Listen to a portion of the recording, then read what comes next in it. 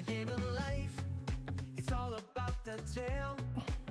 Crack your story right, every ship will sail. From brick and mortar to dreams unveiled. In storytelling and selling, we'll never fail. Roads to success, open with the key. When you're pitching homes or a legacy, listen to the beat, let your mind be free. Marketing magic magnified by 3. Storytelling and selling, where dreams align. Words weave wonders, this stage is mine. Hustle and heart in every single line. For real estate agents and small biz sunshine. From blueprint visions to the grand reveal. In the art of the deal, let's keep it real. Crafting connections, oh the appeal. With every sold home, we spin that wheel. Dial up the charm, let your passion ignite. From the cityscape shimmer to the soft porch light. Say it with flair, make the moment bright. Cause in storytelling and selling, we aim for flight. Storytelling and selling, where dreams align. Words weave wonders, this stage is mine. Hustle and heart in every single line. For real estate agents and small biz sunshine. Hey y'all, welcome to the show. Listen, what story do you tell when something changes in your industry and people assume that you are at fault or that you've been scamming them all along? How do you influence your prospects and your clients when they have information that affects them, but it may be incorrect? Oh my gosh. Well, listen, we're going to be talking about that today on the Storytellin and Sellin podcast. Here we go. 1, 2, 3, 4. Welcome, come on in. It's storytelling, time to begin with RK3, getting down to biz. Real estate pros and small town winners. Oh, we're telling tales, we're selling dreams, crafting your stories, cashing in on schemes. In the house of hustle when the jazz beats flow. Storytelling and selling, it's RK3 show.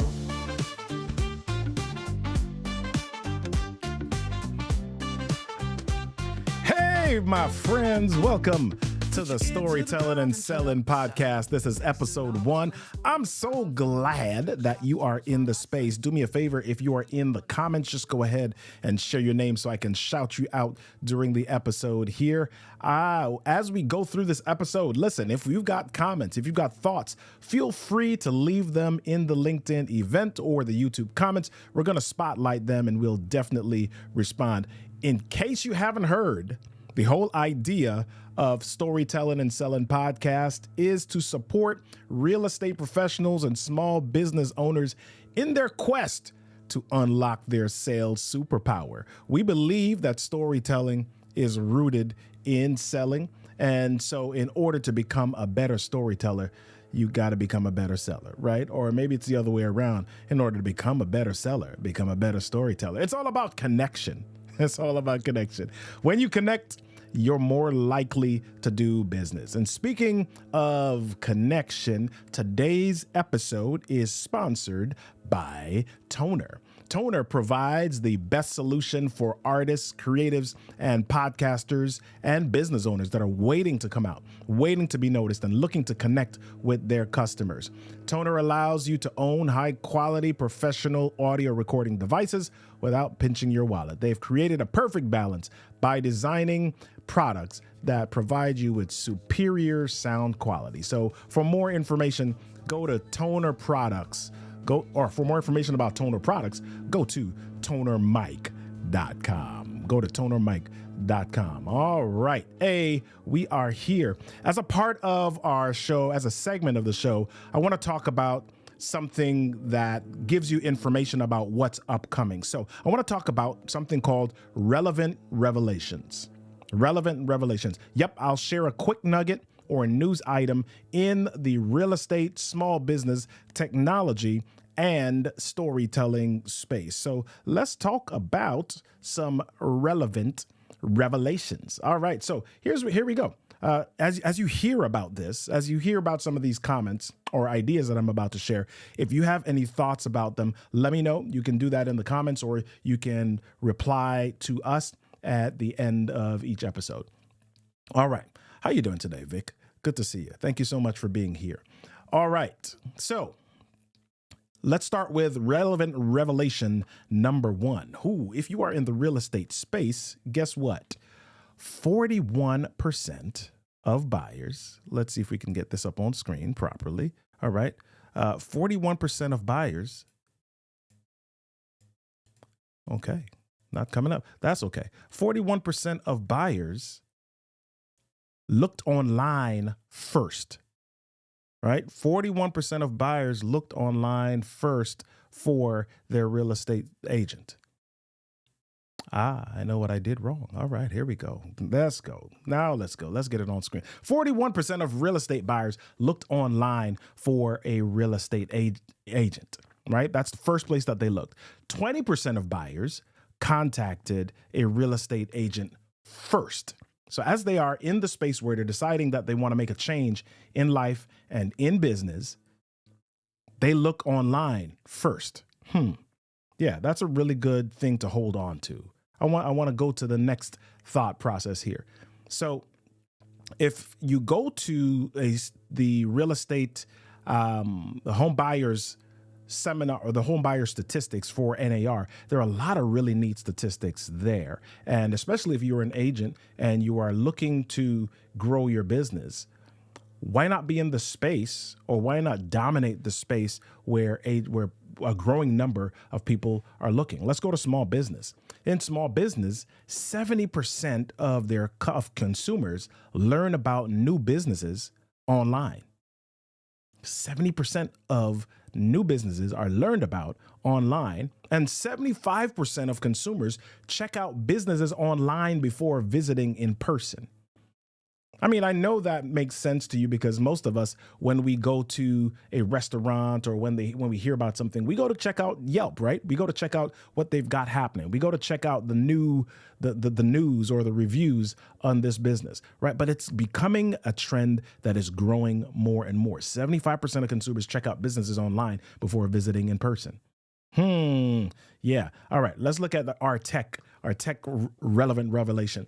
The number of IoT devices as of 2024 is more than 17 billion. Now, some of you are probably saying, oh my gosh, what is an IoT device? Okay, I'm going to say something to you that may not make a lot of sense. IoT simply stands for Internet of Things. Yeah, they came up with a really great name for this. Internet of Things. I want you to think about this. You're most likely wearing something on your wrist that transmits information back and forth with some other devices. Chances are that thing is your smartphone. What about your garage? Do you open up your garage with a device controlled by your smartphone? A lot of people have Ring technology. You've got cameras and your doorbells that are at the front of your house, and you control and you look at that stuff through this device, right? What about your temperature, your thermostat? A lot of that is controlled by this device, or it's connected with something that connects to this device. So if you've heard the term smart homes, that is what we're talking about when we talk about the Internet of Things, right? We've got more than 7 billion, closing in on 8 billion people on this planet. And as of 2024, we've got more than double that in the amount of IoT devices. And it's only going to continue to grow. All right. And so we'll talk a little bit later on about what that means exactly. Now, here's something that I love. And here's another point, another relevant revelation that I love. Storytelling is 65% of our daily conversation. Storytelling is 65% of our daily conversation. We tell more stories than anything else. That's kind of how our brains work. We're looking for a great connection. We love a good yarn, and that's the way that we talk, except when we're trying to influence or when we're trying to sell. We tend to just go to the numbers and the statistics. Wow. Well, I won't talk about that too much because the entirety of this podcast, the entirety of not just this episode, but the idea is, why does storytelling help with influence? Why does storytelling help with sales? If you are a small business owner or a real estate professional, storytelling, I believe, is one of the most powerful forms of communication. All right. So we're going to talk about that just a little bit further. If you follow the podcast, we're on Apple Podcasts and Spotify. I'm going to share the links for this information that I just shared in the show notes, and we're going to keep moving. All right. So as I just mentioned, I believe that storytelling is the most powerful form of communication. And I also believe that one of the best ways to grow your business is through public speaking. Now, some of you might be freaked out a little bit and not know what to do or how or where to get started. So what we're doing is we're putting together a powerhouse group that will walk together towards building a better business through public speaking. We're going to get started soon. So I want you to grab more information about this. It's called the Story to Sales Mastermind.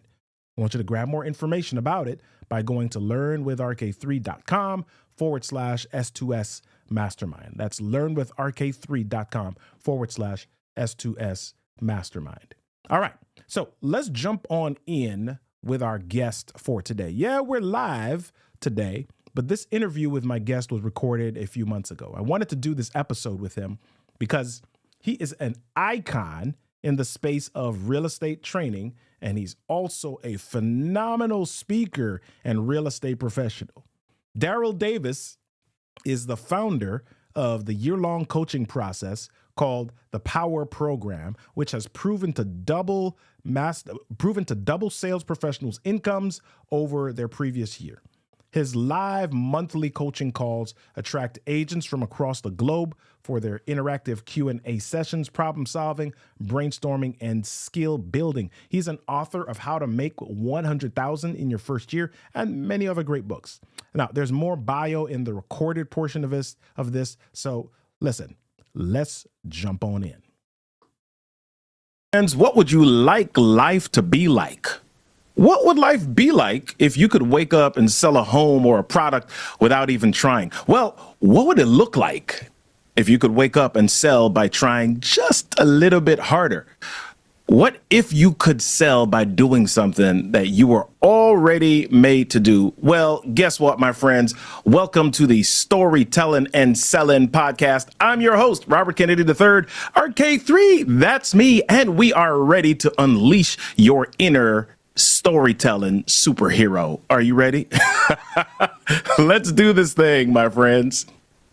Oh my gosh, the real estate world is upside down. Some people are in freak out mode because of the judgment, the ruling, the settlement. You know the one I'm talking about, the NAR Settlement, which has totally changed the industry for real estate professionals and home buyers and sellers. Or has it really changed the industry? Well, guess what? We're going to talk about that. What story do you need to tell now based on this settlement? We're going to have this convo. My guest today is a real estate industry rock star. He's a keynote speaker, real estate coach, founder of the Power Program. He's been selling since he was 19 and was a top producing salesperson in his first year in the business. Now he's 21. And he's ready to download all of his knowledge. Okay, he's a couple of years older than 21. Darryl Davis, welcome to the podcast, my friend. Thank you, Robert. Thanks for that introduction. I think I'm going to take that little snippet and play it as I go to bed at night, and as I walk into the bedroom and let my wife hear it and say, "Look, this is who you married." Yes, exactly. So, man, you started in the business at 19, man. How different was it at 19? I won't even say how many years ago. It was like, what, 2005? How many years, how different is it now than it was then? Well, it's a lot different. It was back in BC, before computers. We used to, back in my day, we used to have what was called tear sheets for the MLS, and it went into a binder, so it was printed out, and it was like the size of an index card, and that was the house. So there was no internet, there were no cell phones, there were pages, and payphones. That's Wow. So it was different. Wow. Did you say pagers? Pages, yeah. Maybe you're too young for that. It's a little square box that used to vibrate, and then you look and you see a phone number on it, and then you'd have to find a payphone somewhere to call it. Oh my gosh. Yeah, man. So things have been shifting quite a bit. I know that people, as I said at the beginning, are in freak out mode a little bit. I'm seeing all of these articles. I'm seeing all of these things that are coming up about the real estate industry, and people are saying, wow, it's changed even more. It's a big shift. So before we dive even further into this, what is your assessment of all of this? Are we in for a huge shift, or is it, man, you just gotta, what are we in for? Yeah, I don't think, Robert, by the way, thanks for doing this for realtors. I don't think we're in for a big shift. There was only two major changes which, by the way, at the time that we're recording this, it hasn't been finalized by a judge yet. So the judge is going to sign it in the middle of September. The Department of Justice has the judge's ear. So the DOJ may say, why don't you tweak this? So the judge could still take this agreement that was negotiated and touch it with their 2 cents on it. So they may add some rules. They may take some away. I doubt they'll take anything away because it seems pretty light what the agreement was. This was all about the attorneys for the plaintiffs just making money, because what people don't realize to date, because they've, with the NAR settlement and with the Anywhere settlement and all the other companies that settled, the total amount to the attorneys based on their 40% commission, I'm sorry, they call it a contingency fee. They're making out $256 million. The homeowners, if you divide it by the number of homeowners, I think it comes out to something like $50 a homeowner. Wow. So yeah, so this was not about getting money back for homeowners. It wasn't about people were done injustice. They weren't done justice. It was about this attorney seeing an opportunity. And by the way, kudos to his firm that they did a great job. They won, we didn't. Yeah. But it wasn't about making the industry better or helping these homeowners. So to answer your question though, is this going to be a major change in our industry? There's two things. Number one is the selling fee being paid out to the selling agent is coming off the MLS form. And the second thing is before a buyer can work with a realtor, they must sign a agency agreement that spells out what the commission is. Those are the only two major changes. So people, a lot of people's freak out is because they didn't really understand what it is.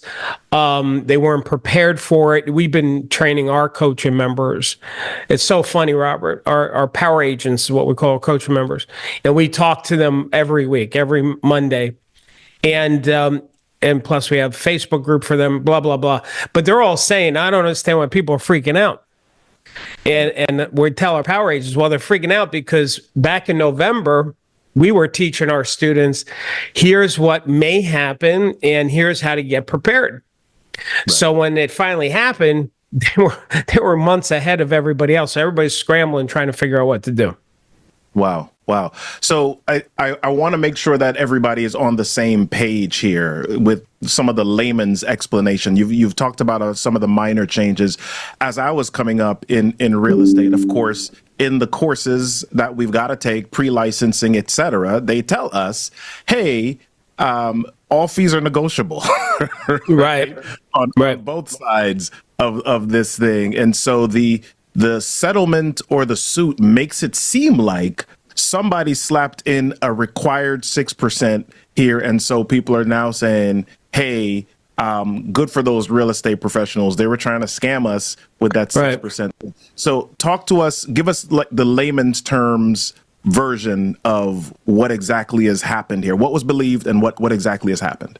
Sure. Which, by the way, would some of your audience be non-realtors watching this? Some are non-realtors, some are early in the game watching Okay. it. And Okay. some people are maybe small business owners that have real estate interest. Reason why, just so because I want to make sure everybody's understanding. So I'm glad. Thanks for clarifying that. So, so first of all, I'm going to give a website, narlawsuit.com, narlawsuit.com. So that website explains so much about the lawsuit, where we're at, and we keep updating it. One of the things that was horrific was all of the news coming out saying NAR has cut their commission. It's no longer, the 6% is going away, like all of this stuff from the newspapers. And I'm kind of pro news, and it was disappointing for me personally to see all of the facts being so inaccurate from so many different publications. So it wasn't like I would blame CNN or Fox. I mean, they all got it wrong. And when they say that NAR cut its 6% commission, well, number one, NAR is an association, just like the police association, the automobile association. The associations don't make money based on their members' sales. So NAR never charged a commission. They never made a commission on any transaction ever. They make their money based on dues. So that's problem number one. Problem number two is that, commissions are negotiable from broker to broker. There's not an industry standard 6%. There was never any place on any website that said the standard is 6%. Now, a lot of the newspapers say the average or the standard commission. So they've been spreading that. But there is if you were to take every transaction and you could come up with an average, just like the attorneys. They charge a commission, but they call it a contingency fee. And if you go to the American Bar Association, they'll say the average or the normal contingency fee is 33 to 40%. Right. Which I argue, well, that seems like price fixing when they're saying that on their website. But in any event, I'm going off on a tangent. I hope this is okay, Robert. But the bottom line is people got it wrong. They're real estate agents from broker to broker, the commission. See, watch this. Give me a second here. So when you go to a McDonald's near you, you'll see the hamburgers, whatever the charge is. Let's say it's 99 cents. I don't even know. Now, if you go to another McDonald's, you might see 99 cents. And so you might start to think there's some price fixing happening there because each McDonald's store is privately owned. McDonald's, the corporation, can't tell the franchisees you must charge 99 cents for every hamburger. If they did, that would be an antitrust violation. So they don't do that. But it looks like it. Why? Because what good businesses do is they look at what the going rate is in their market. So one McDonald's store owner, of course, is going to look at another McDonald's store and see what they're selling for. And that's why you'll see that similar pricing. And the same is true in the sales industry, i.e. real estate. But every broker charges whatever they want. There's some brokers that charge a $400 flat fee, and there's some that'll charge 10%. So it is negotiable per office. Wow. So there are two pieces of this. There is what is known from the real estate professional side, and then there's what is known or what is assumed or perceived from the customer side. So real estate professionals, you used to use beepers and payphones back in the day to market, right? And now we're using video, we're using Instagram Reels, we're using TikToks, etc. for this. Based on what the perception of our public is, what is the new story that real estate professionals need to be telling? How can we regain trust? How can we get our audience, get our prospects, get the people that we're selling to, the people that we're providing a service for? How can we get them to think about us in a way that is helpful to them? Yeah, I think that's a great question, Robert. So it's a multi-prong attack. I think first of all, what we are competing against is not only did we have this settlement, but now all these homeowners are starting to get in the mail these postcards saying, "Hey, if you sold a house with a realtor, you could be entitled to some money."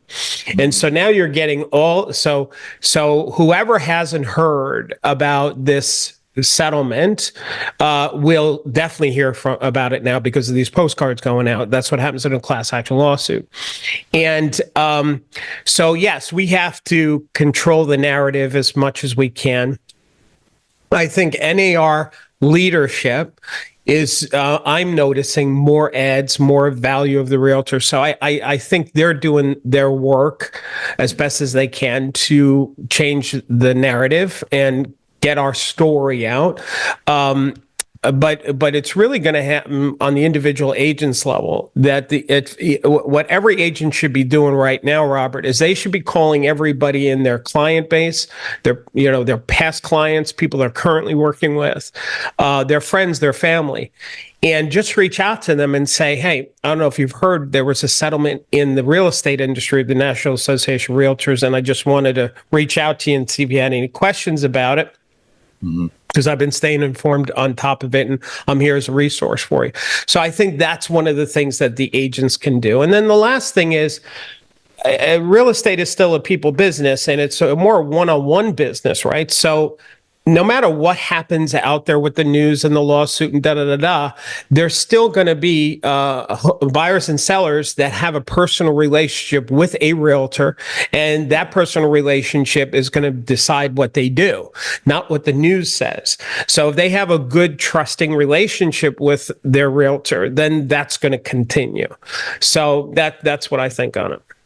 Love it. Love it. So are there skills that they should be doing? You talked about it being a person to person, a personal relationship based business. Is there anything that in 2024, 25, 26, 27, agents that want to get ahead, what is a skill that they should be really increasing or improving? Well, a lot what you're teaching, Robert, about how to use stories. I don't know if you know this, but people would say that I'm the godfather of teaching or bringing metaphors and analogies to the real estate industry, because before I started teaching that over 35 years ago, and still to this day, agents are taught memorize scripts. Yeah. And I always joke about the problem with memorized scripts is what happens if the other person doesn't know their part. Right? Yeah. I mean, that'd be good. You go on a listing appointment, you go, "Hang on a second, Robert. All right, here's your part. Yeah. Here's mine. Do you want to role play it a few times?"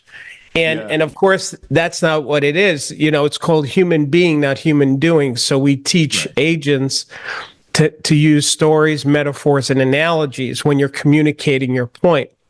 So when you're talking about MLS or yard sign, lockbox, you use a metaphor to illustrate how powerful that particular tool is.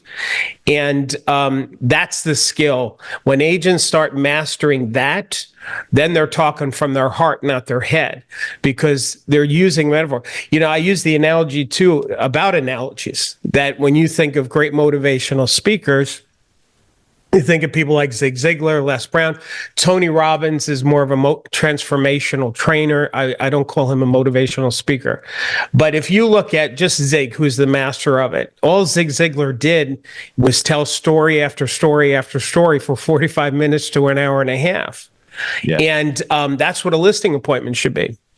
Using metaphors and analogies. So, what you're providing is really crucial.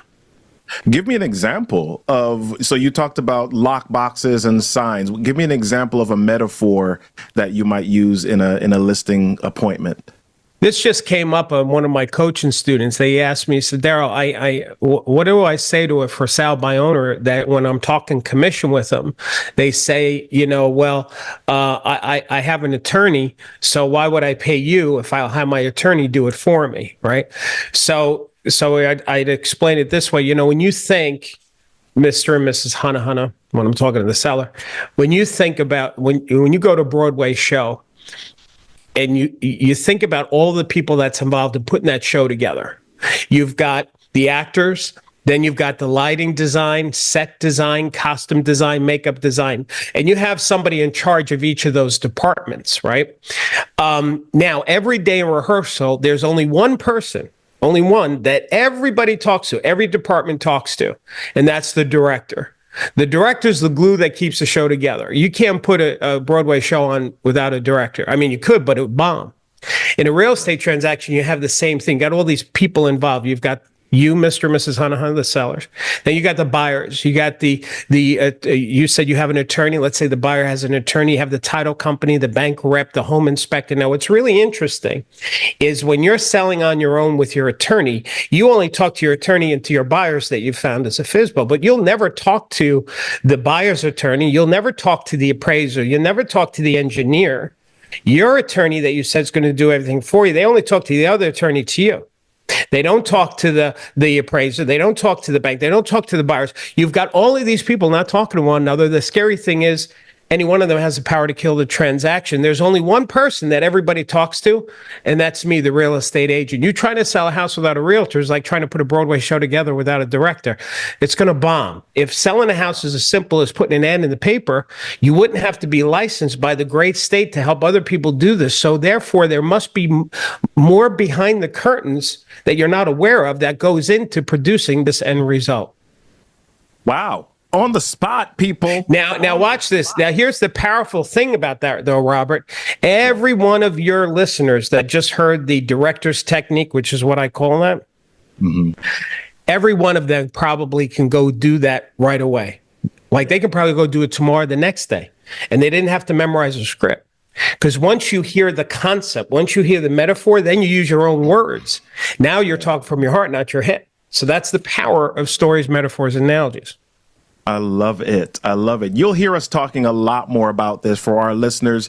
Stories are essentially 4 elements: characters, context, conflict or challenge, and a conclusion. So characters, that's typically your audience. That's typically your buyers, your sellers, the people that you are supporting, the people that you're reaching out to. Context, what's happening in their world? Is the market high? Is inventory low? What's going on in their world? What is challenging them right now? Are interest rates going up? Is it hard for them to get something in their range or in their neighborhood or whatever it is? And then the conclusion is that's where you come in. That's how you help them through a specific process. What are the steps that they need to take in order to get to the result or the dream that they desire? So this is storytelling, and we encourage you to use this as a part of your process, as the major part of your process, so that you can not only give information, but you can create transformation so that you can help people move from where they are now to where they desire to be. Connect with your people. Darryl, this has been phenomenal, my friend. Where can people get in touch with you so that they can be coached by you and hear you speak and get connected? Thank you, sir. Our main website is darrylspeaks.com. Now, people, you got to know how to spell Darryl the right way. There's a lot of variations. It's Darryl. Yeah. It's darrylspeaks.com. And don't forget about that NARlawsuit.com. There's a lot of great information there for people to help navigate this. Yeah. Yeah. So we'll have that in our notes. I'm about to show you age right here. You remember that show, Designing Woman? Hey, my name's Larry. This is my brother Darryl. This is my other brother Darryl. Oh, yeah. Well, that was the Bob Newhart show. Was it Bob Newhart? It was Bob Newhart. There's the 2 guys that used to come in. My other brother Darryl. Yeah. Yeah. Well, listen, Darryl, this has been phenomenal. Thank you for joining us on the show. Hey, real estate professionals and business owners, you've got the key. I believe that storytelling is your key to connection. And in order to get more sales, you got to connect. So it's time to take the key out of your pocket and turn it, my friends. I don't know how much longer that analogy will work, but your sales success will come because of your work. Until next time, be stellar, storyteller. All right. That was an epic episode, if I do say so myself. Listen, make sure y'all come on out and join us for the next one. We do these live, but you can also grab the replays on YouTube, LinkedIn, and of course, Apple Podcasts, and Spotify. Remember to text live to 240-557-8679. That's live to 240-557-8679 to know when we're going live next. And just another quick reminder, if you want to figure out how to grow your business through public speaking, join us for the Story to Sales Mastermind starting soon. Go to learnwithrk3.com/S2S mastermind. Learnwithrk3.com/S2S mastermind. I think we actually have a storytosalesmastermind.com website. We'll figure that out. All right. Go to learnwithrk3.com/S2S mastermind so that you can sign up for that interest sheet. All right. As I said, listen, join us for the next episode Mondays at 2:30 p.m. Eastern Standard Time, Eastern Daylight Time, whatever time it is on the eastern coast of the United States of America. Until next time, be stellar, storyteller. 1, 2, 3, 4. 1, 2, 3, 4. Come on in. It's storytelling. Time to begin with RK3, getting down to biz. Real estate pros and small town wiz. Oh, we're telling tales, we're selling dreams, crafting your stories, cashing in on schemes. In the house of hustle where the jazz beats flow. Storytelling and selling, it's RK3 show.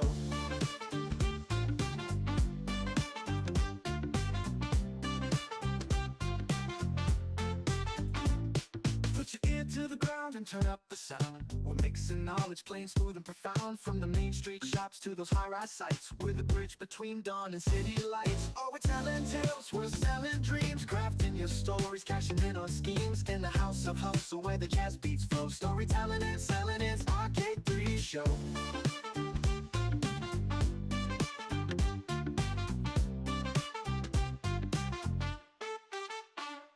Put your ear to the ground and turn up the sound. We're mixing knowledge, plain, smooth, and profound. From the main street shops to those high-rise sites. We're the bridge between dawn and city lights. Oh, we're telling tales, we're selling dreams, crafting your stories, cashing in on schemes. In the house of hustle where the jazz beats flow. Storytelling and selling, it's RK3 show.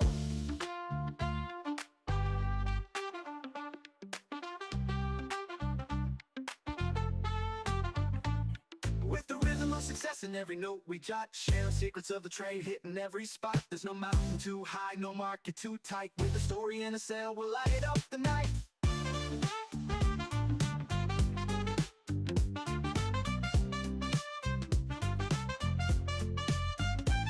From open house signs to the storefront grins, it's a melody of wins with the tales we spin. Get your pad, get your pen, tune in and learn. It's a jazzy revolution, baby, watch and earn. Oh, we're telling tales, we're selling dreams, crafting your stories, cashing in on schemes. In the house of hustle where the jazz beats flow. Storytelling and selling, it's RK3 show.